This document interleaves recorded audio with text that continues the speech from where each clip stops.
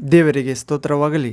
ದೇವರಿಗೆ ಅಮೂಲ್ಯರು, ಅತಿ ಪ್ರಿಯರು, ಘನವಂತರಾದ ಪ್ರಿಯ ದೇವರ ಮಕ್ಕಳೇ, ಬನ್ನಿರಿ ಪ್ರಿಯರೇ, ಈ ದಿನ ಈ ಸಮಯ ಜೀವ ನೀಡುವ, ರಕ್ಷಣೆ ನೀಡುವ, ಶಾಂತಿ ನೀಡುವ, ಧೈರ್ಯ ನೀಡುವ, ದೇವರ ಮಹಿಮೆ ತುಂಬುವ, ದೇವರ ಧೈರ್ಯ ನೀಡುವ, ದೇವರ ಭಯಭಕ್ತಿ, ಜ್ಞಾನ, ದೇವದೂತರ ಕಾವಲು ನೀಡುವ ಅದು ಪ್ರಿಯರೇ, ದಾರಿಗೆ ಬೆಳಕು, ಜೀವಿತಕ್ಕೆ ದೀಪವಾಗಿರುವ ದೇವರ ವಾಕ್ಯವನ್ನು ಆಲಿಸಿ ನಿಮ್ಮೆಲ್ಲರನ್ನ ಪ್ರೀತಿಯನ್ನು ಸ್ವಾಗತಿಸ್ತೇನೆ ಪ್ರೇರೆ. ಈ ದಿನ ಈ ಸಮಯ ನಾವು ಧ್ಯಾನಿಸಲಿರುವ ದೇವರ ವಾಕ್ಯ ಭಾಗಾಂಶ ಪ್ರೇರೆ, ಪರಿಶುದ್ಧಾತ್ಮ ಭರಿತರಾದವರು. ಅದು ಪ್ರೇರೆ, ನಾವು ಪವಿತ್ರ ಗ್ರಂಥ ಬೈಬಲ್ನಲ್ಲಿ ನೋಡುತ್ತೇವೆ. ಸತ್ಯವೇದ ಗ್ರಂಥದಲ್ಲಿ ಪವಿತ್ರಾತ್ಮ ಭರಿತರಾದವರು ಎನ್ನುವ ಅಂಶ. ಈ ಅಂಶವನ್ನು ಧ್ಯಾನಿಸುವ ಮೊದಲು ನಾವು ದೇವರ ಆತ್ಮನ, ತಂದೆಯ ಆತ್ಮನ, ಕ್ರಿಸ್ತಾತ್ಮನ, ಸತ್ಯದ ಆತ್ಮನ, ಮಹಿಮೆಯ ಆತ್ಮನ, ನಿತ್ಯ ಆತ್ಮನ, ಅದು ಪ್ರೇರೆ ಯೇಸು ಕ್ರಿಸ್ತನನ್ನು ಸತ್ತವರೊಳಗಿಂದ ಮೂರನೇ ದಿನ ಪುನಃ ಜೀವಿತಕ್ಕೆ ಎಬ್ಬಿಸಿದ ದೇವರಾತ್ಮನ ಸಹಾಯ ಬೇಡಿಕೊಳ್ಳೋಣ ಪ್ರೇರೆ. ನನ್ನೊಂದಿಗೆ ಏಕೀಭವಿಸಿ ಪ್ರಾರ್ಥಿಸಿ. ಕೇಳಲಿರುವ ವಾಕ್ಯ ಭಾಗ ನಮ್ಮ ಹೃದಯದಲ್ಲಿ ಒಳ್ಳೆನೆಲದಲ್ಲಿ ಬಿದ್ದ ಬೀಜದಂತೆ ದೇವರ ಮಾತುಗಳು 100ಕ್ಕೆ 100 ಫಲ ಕೊಡುವಂತೆ ಹಚ್ಚಹಸಿರಾದ ಮರವಾಗಿ ಫಲ ಕೊಡುವಂತೆ ಪ್ರಾರ್ಥಿಸೋಣ ಪ್ರೇರೆ. ನನ್ನೊಂದಿಗೆ ಏಕೀಭವಿಸಿ ಪ್ರಾರ್ಥಿಸಿರಿ. ಪ್ರಾರ್ಥನೆ. ತಂದೆ ಸರ್ವಶಕ್ತ ದೇವರೇ, ಪರಿಶುದ್ಧನೇ ಪರಿಶುದ್ಧನೇ ಪರಿಶುದ್ಧನೇ, ಬೆಳಕಾದ ದೇವರೇ, ಶಾಂತಿದಾಯಕನೇ, ದಯೆ, ಕನಿಕರ, ಪೂರ್ಣ ಪ್ರೀತಿ, ದೀರ್ಘ ಶಾಂತಿಯಾದ ದೇವರೇ, ಪರಾಕ್ರಮ ತಂದೆ, ಆಲೋಚನಾಕರ್ತನೇ, ಸಮಾಧಾನ ಪ್ರಭುವೇ, ನಿಮ್ಮ ಪವಿತ್ರ ವಾಕ್ಯವನ್ನು ಧ್ಯಾನಿಸಲು ನಿಮ್ಮ ಸನ್ನಿಧಿಗೆ ಬಂದಿದ್ದೇವೆ ತಂದೆ ಯೇಸು ಕ್ರಿಸ್ತ, ನಿಮ್ಮ ಪ್ರಿಯ ಕುಮಾರ, ನಮ್ಮ ಪ್ರಭು ರಕ್ಷಕ ಒಡೆಯ ನಾಮದಲ್ಲಿ.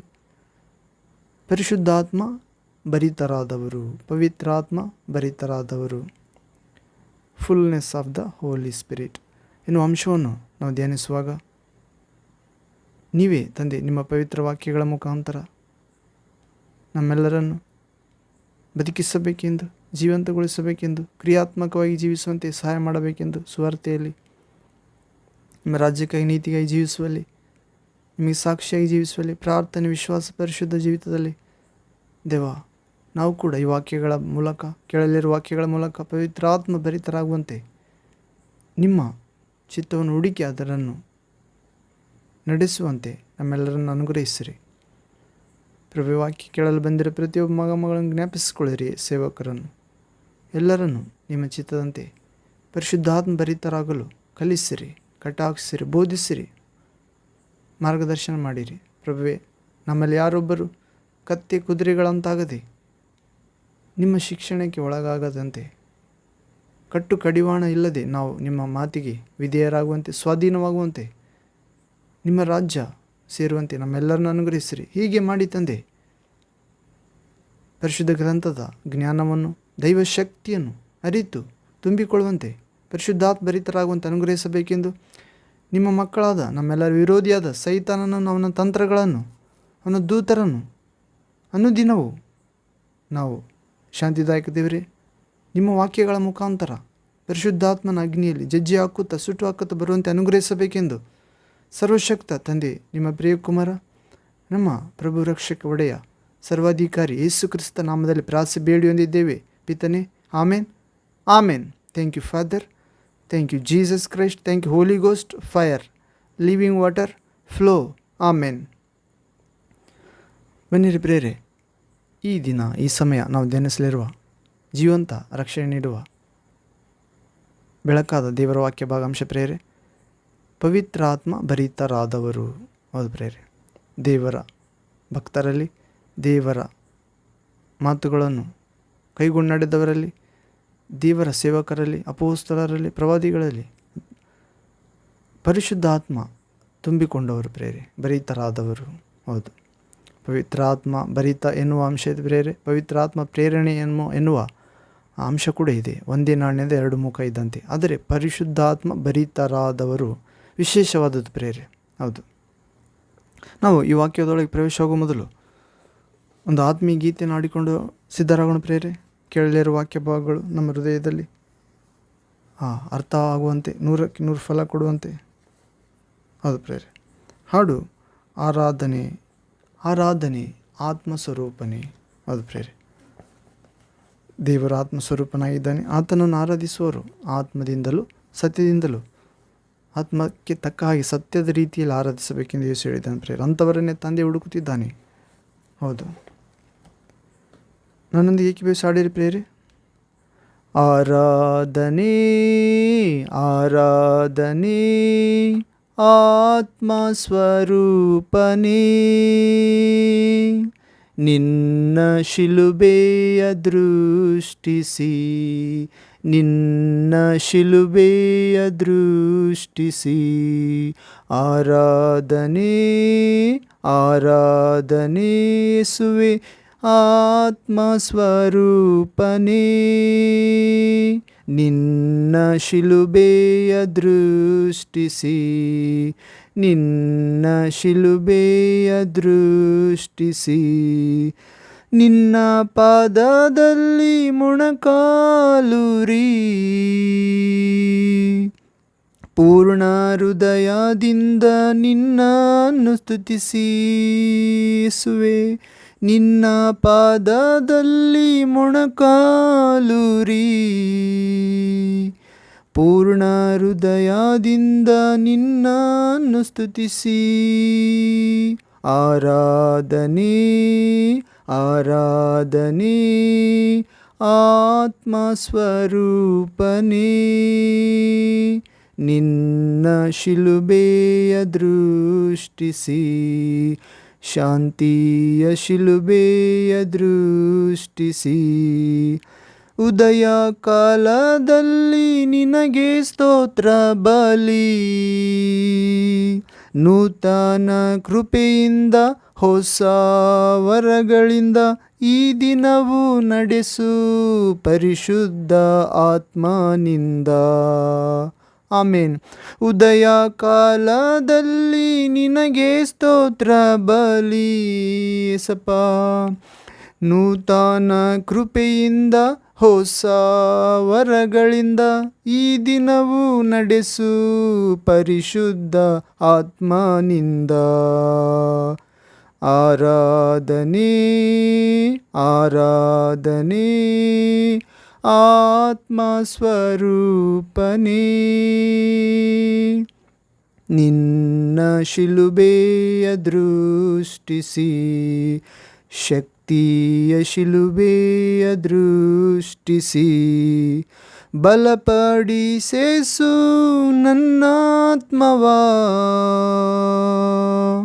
ಜೋಲು ಬಿದ್ದ ಕೈಗಳ ನಡುಗುವ ಮೊಣಕಾಲ, ಪ್ರತಿ ನಿಮಿಷವೂ ನಿನ್ನ ಪ್ರಾರ್ಥಿಸುವ ಆತ್ಮನಿಂದ.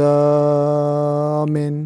ಬಲಪಡಿಸು ಕ್ರಿಸ್ತೇಸುವೆ ನನ್ನಾತ್ಮವ, ಜೋಲು ಬಿದ್ದ ಕೈಗಳ ನಡುಗುವ ಮೊಣಕಾಲ, ಪ್ರತಿ ನಿಮಿಷವೂ ನಿನ್ನನ್ನು ಪ್ರಾರ್ಥಿಸುವ ಆತ್ಮನಿಂದ.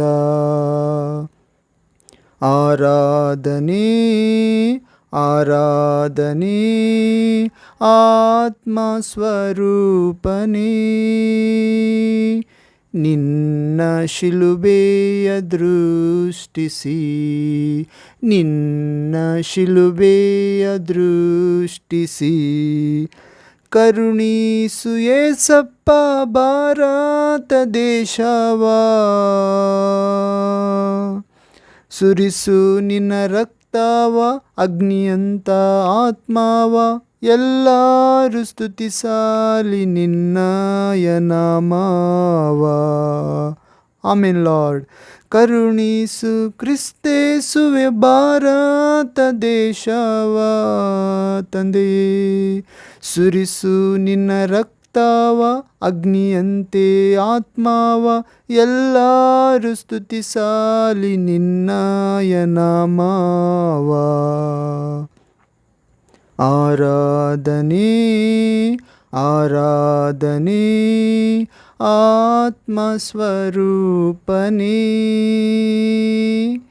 ನಿನ್ನ ಶಿಲುಬೆಯ ದೃಷ್ಟಿಸಿ, ಜ್ಞಾನದ ಶಿಲುಬೆಯ ದೃಷ್ಟಿಸಿ. ನಿನ್ನ ಪಾದದಲ್ಲಿ ಮೊಣಕಾಲೂರಿ, ಪೂರ್ಣ ಹೃದಯದಿಂದ ನಿನ್ನನ್ನು ಸ್ತುತಿಸಿ ಹುಡುಕಿ ನಿನ್ನ ಪಾದದಲ್ಲಿ ಮೊಣಕಾಲೂರಿ ಪೂರ್ಣ ಆತ್ಮಶಕ್ತಿಯಿಂದ ನಿನ್ನನ್ನು ಹುಡುಕಿ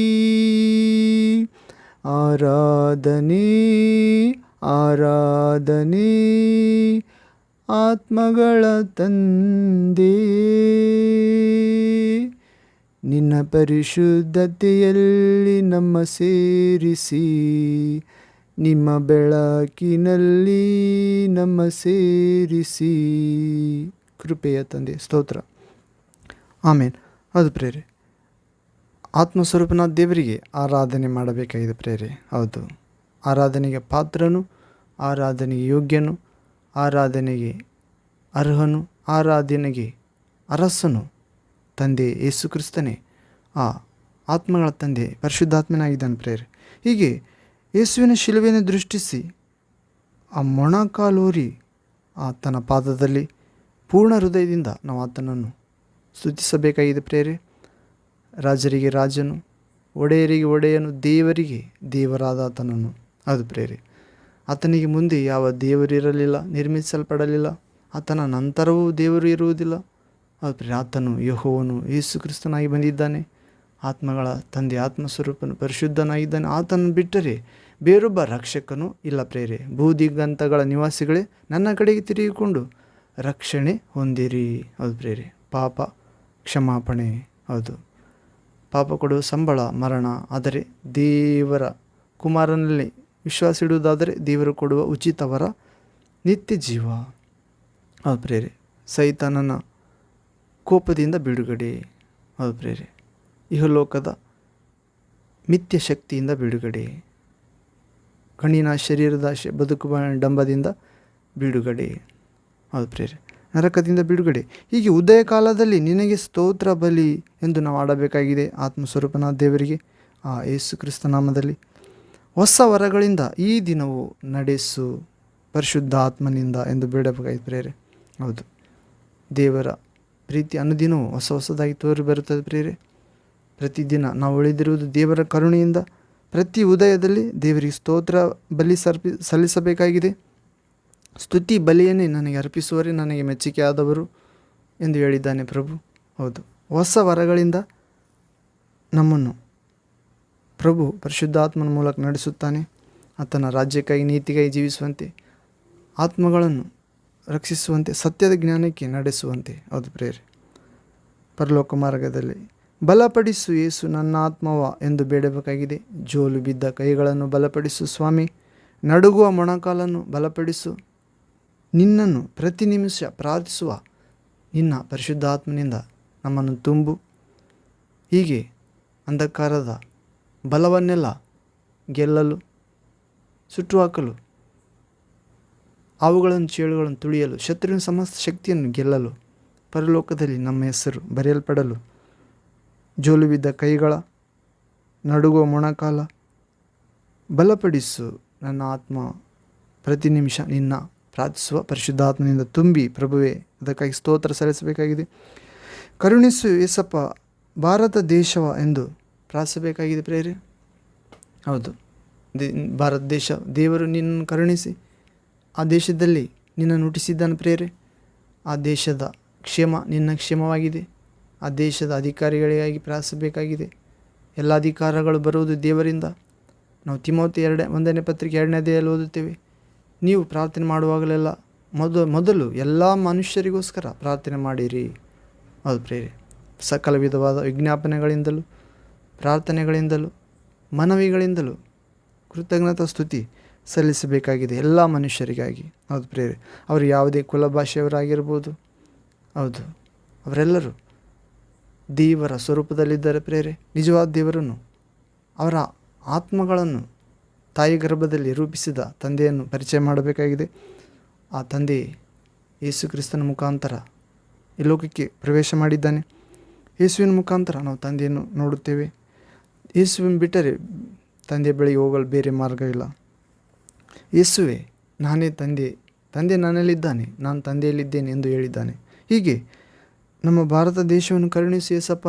ಯೇಸು ಕ್ರಿಸ್ತನೇ, ನಿನ್ನ ರಕ್ತ ಚುಮುಕಿಸಿ ಸುರಿಸಿ ನಮ್ಮ ಭಾರತ ದೇಶವನ್ನು ಕೊಂಡುಕೋ ತಂದೆಯಾದ ದೇವರಿಗಾಗಿ. ಒಬ್ಬರು ನಾಶವಾಗುವುದು ನಿಮ್ಮ ಚಿತ್ತ ಅಲ್ಲ ಪ್ರಭುವೇ, ನರಕಕ್ಕೆ ಹೋಗುವುದು ನಿಮ್ಮ ಚಿತ್ತ ಅಲ್ಲ. ಭಾರತ ದೇಶವನ್ನು ರಕ್ಷಿಸಲು ನಿಮ್ಮ ಮಕ್ಕಳಾದ ನಮ್ಮೆಲ್ಲರಿಗೆ ಶಕ್ತಿ ನೀಡು. ನಿಮ್ಮ ರಕ್ತ ಚುಮುಕಿಸಿ ನಮ್ಮ ಭಾರತ ದೇಶದಲ್ಲಿರುವ ಎಲ್ಲ ಮನುಷ್ಯ ಮಕ್ಕಳ ಆತ್ಮಗಳನ್ನು ಸೈತಾನನ ರಾಜ್ಯದಿಂದ ಬಿಡಿಸು ಪ್ರಭುವೆ. ಅಂಧಕಾರದ ಪಾಪದ ಶಕ್ತಿಗಳಿಂದ, ಮರಣದ ಶಕ್ತಿಗಳಿಂದ, ದುಃಖ ಗೋಳಾಟದ ಪೀಡಿಸುವ ಶಕ್ತಿಗಳಿಂದ, ಅನಾರೋಗ್ಯದ ಶಕ್ತಿಗಳಿಂದ ಕಾಪಾಡು ಪ್ರಭುವೆ. ಭಾರತ ದೇಶದ ಎಲ್ಲ ಕುಲಭಾಷೆ ಮಕ್ಕಳನ್ನು ಎಂದು ಯೇಸುವಿನ ಸನ್ನಿಧಿಯಲ್ಲಿ ಉದಯ ಕಾಲದಲ್ಲಿ ಸ್ತೋತ್ರ ಬಲಿ ಸಲ್ಲಿಸುವ ಮುಖಾಂತರ ಪೂರ್ಣ ಹೃದಯದಿಂದ ಮೊಣಕಲ್ಲೂರಿ ಪ್ರಾರ್ಥಿಸಬೇಕಾಗಿದೆ ಪ್ರೇರೆ. ಪ್ರಭುವಿನ ದರ್ಶನ ದಯಪಾಲಿಸು ಪ್ರಭು ಎಂದು, ನಿನ್ನ ಮಾರ್ಗಗಳ ನಮಗೆ ಕಲಿಸು ಪ್ರಭು ಎಂದು. ಇದುವೇ ನಮ್ಮ ಆಶೆ ಪ್ರಭುವೆ, ಬೇರೆ ಏನೂ ಬೇಡ. ಆತ್ಮಗಳನ್ನು ಗೆಲ್ಲುವುದೇ, ನಾಶ ಮಾರ್ಗದಲ್ಲಿರುವವರನ್ನು ಹುಡುಕಿ ರಕ್ಷಿಸಲು ಬಂದಿದ್ದೀರಿ ತಂದೆ. ಪರಲೋಕ ಸಿಂಹಾಸನ ಬಿಟ್ಟು ನಾವು ಕೂಡ ಅದನ್ನೇ ಮಾಡಬೇಕೆ ನೀವು ಕೋರುತ್ತಿದ್ದೀರಿ. ಅದಕ್ಕಾಗಿ ಸ್ತೋತ್ರ ಪ್ರಭು. ನಿನ್ನ ರಕ್ತ ಸುರಿಸಿ ನಮ್ಮ ಭಾರತ ದೇಶವನ್ನು ಶುದ್ಧೀಕರಿಸು, ಎಲ್ಲ ಆತ್ಮಗಳನ್ನು ರಕ್ಷಿಸು. ಸೈತಾನನ ಮರಣಾಧಿಕಾರಿ ಕೈಯಿಂದ ಆತನು ಅಂಧಕಾರದ ಪರೆ ಅನೇಕ ಕುಲ ಭಾಷೆಯವರಿಗೆ ಎಳೆದಿದ್ದಾನೆ. ಯೇಸುವಿನ ಸುವಾರ್ತೆ ಅರ್ಥವಾಗದಂತೆ ಅದು ಪ್ರೇರೆ. ನಾವು ಕೊರಿಂಥ 2ನೇ ಪತ್ರಿಕೆ 4ನೇ ಅಧ್ಯಾಯ 4ನೇ ವಾಕ್ಯದಲ್ಲಿ ಓದುತ್ತೇವೆ, ಇಹಲೋಕದ ಮಿಥ್ಯ ದೇವರು ನಂಬಲೊಲ್ಲದವರ ಮನೋನೇತ್ರಗಳಿಗೆ ಮಂಕು ಎಳೆದಿದ್ದಾನೆ. ಅಂಧಕಾರದ ಪರದೆ ಕ್ರಿಸ್ತನ ಸುವಾರ್ತೆ ಅವರಿಗೆ ಪ್ರಕಾಶವಾಗಬಾರದೆಂದು.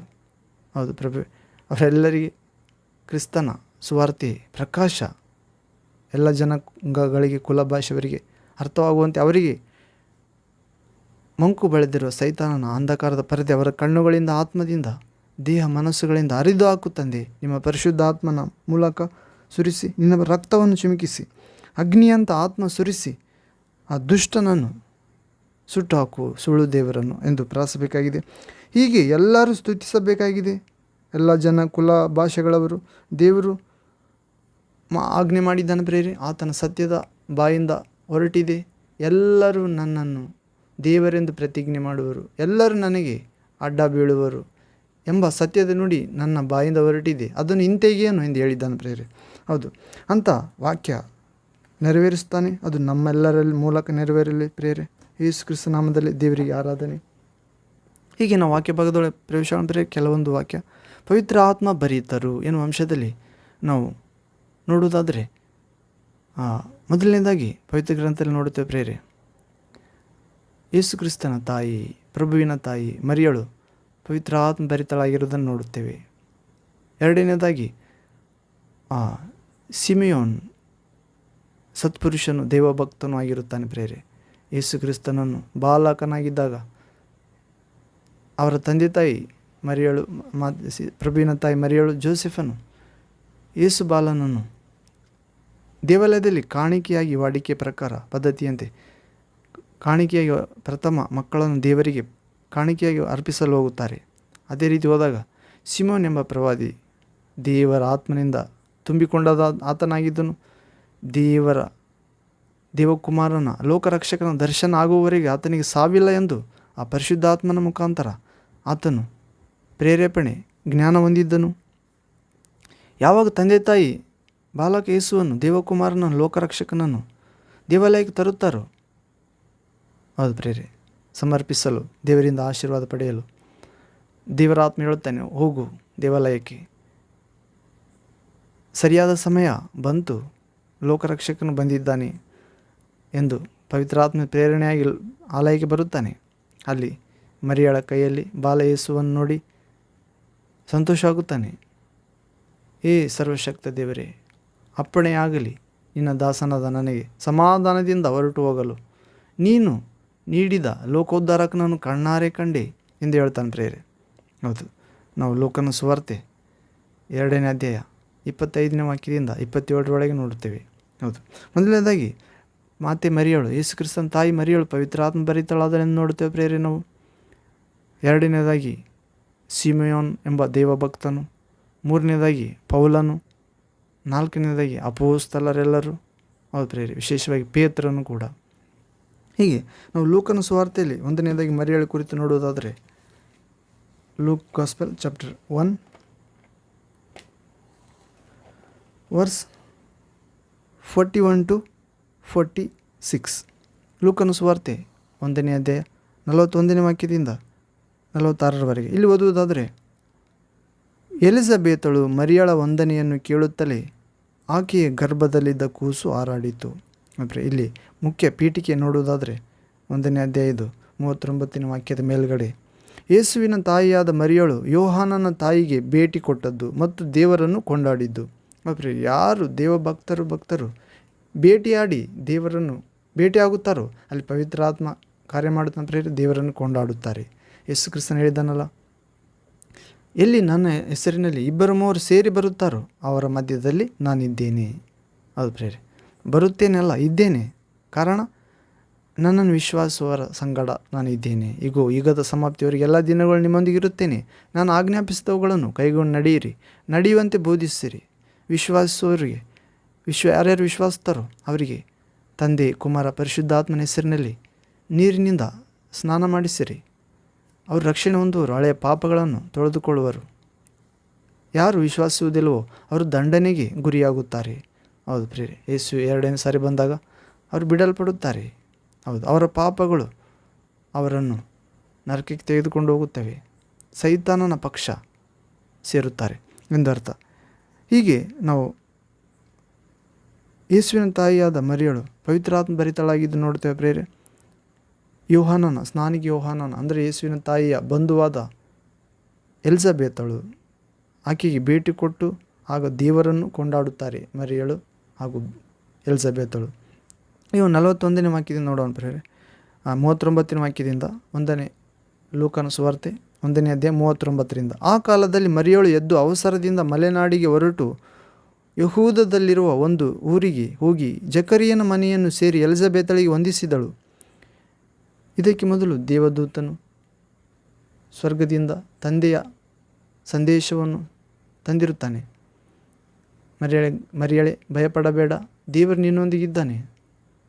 ನೀನು ಗರ್ಭವತಿಯಾಗಿ ಒಬ್ಬ ಮಗನನ್ನು ಹಡೆಯುವೆ, ಆತನಿಗೆ ಯೇಸು ಎಂದು ಹೆಸರಿಡಬೇಕು. ಆತನೇ ತನ್ನ ಜನರನ್ನು ಅವರ ಪಾಪಗಳಿಂದ ರಕ್ಷಿಸಿ ಕಾಯುತ್ತಾನೆ ಎಂದು ಹೇಳುತ್ತಾನೆ.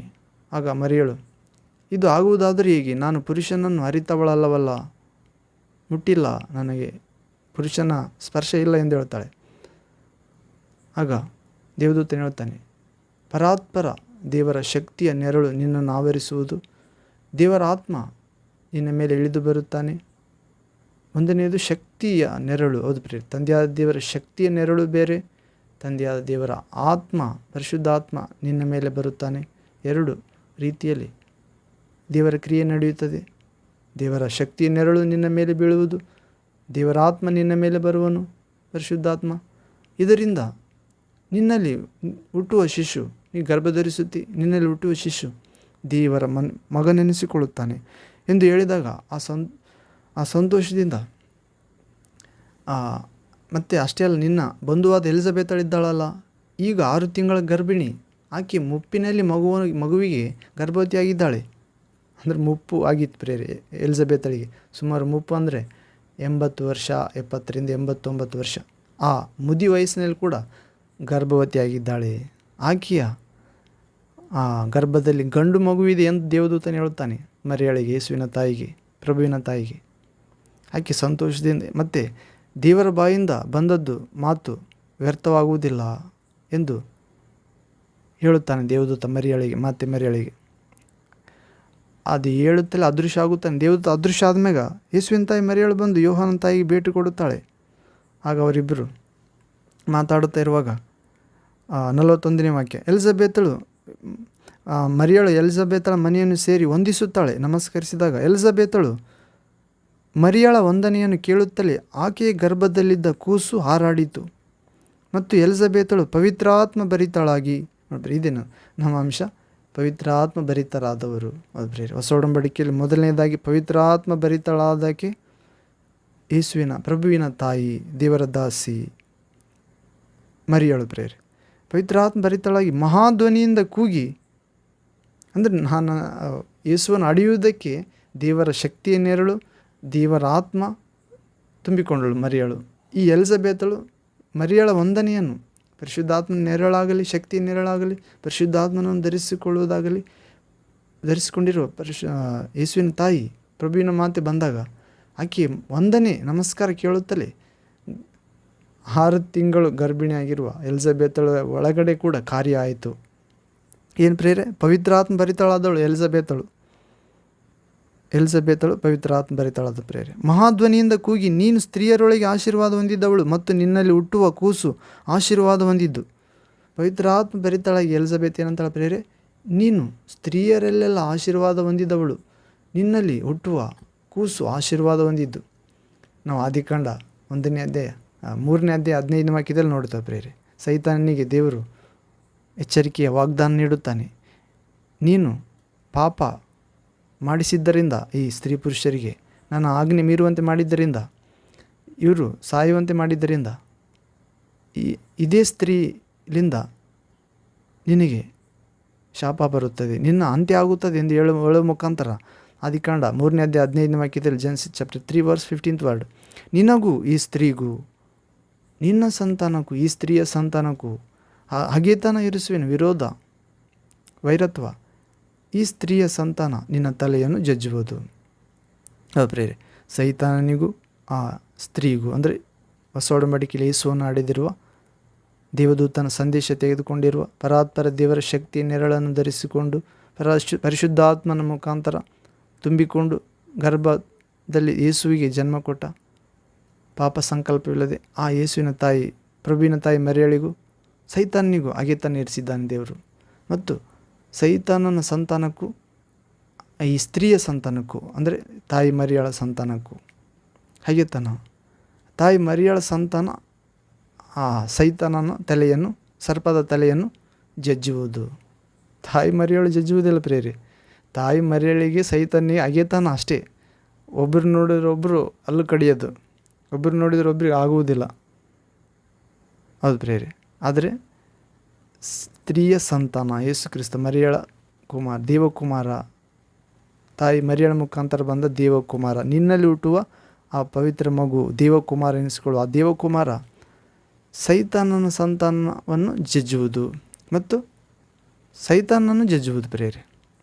ನಿನಗೂ ಈ ಸ್ತ್ರೀಗೂ, ನಿನ್ನ ಸಂತಾನಕ್ಕೂ ಈ ಸ್ತ್ರೀಯ ಸಂತಾನಕ್ಕೂ ಆಪೋಸಿಟ್ ಇಡ್ತೀನಿ ಹಗೆತನ, ದ್ವೇಷ.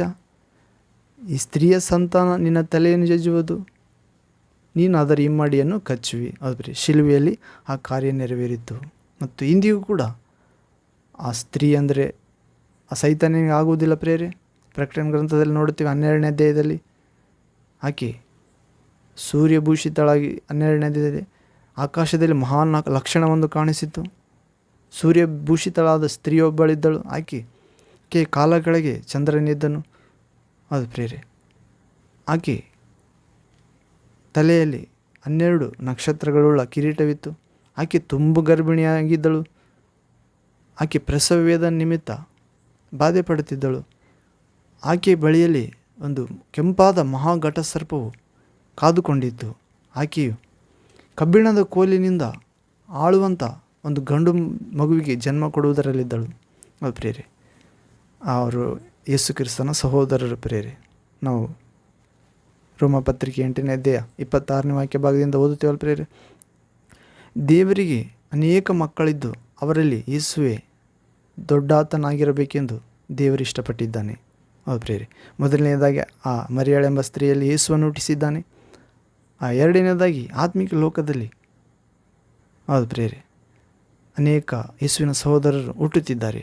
ಆ ಸಹೋದರರ ಅಡಿಯುವ ಸಮಯದಲ್ಲಿ ಆ ಸರ್ಪನು ಕಾದುಕೊಂಡಿದ್ದಾನೆ ಪ್ರೇರೆ ಆಕಾಶಮಂಡಲದಲ್ಲಿ.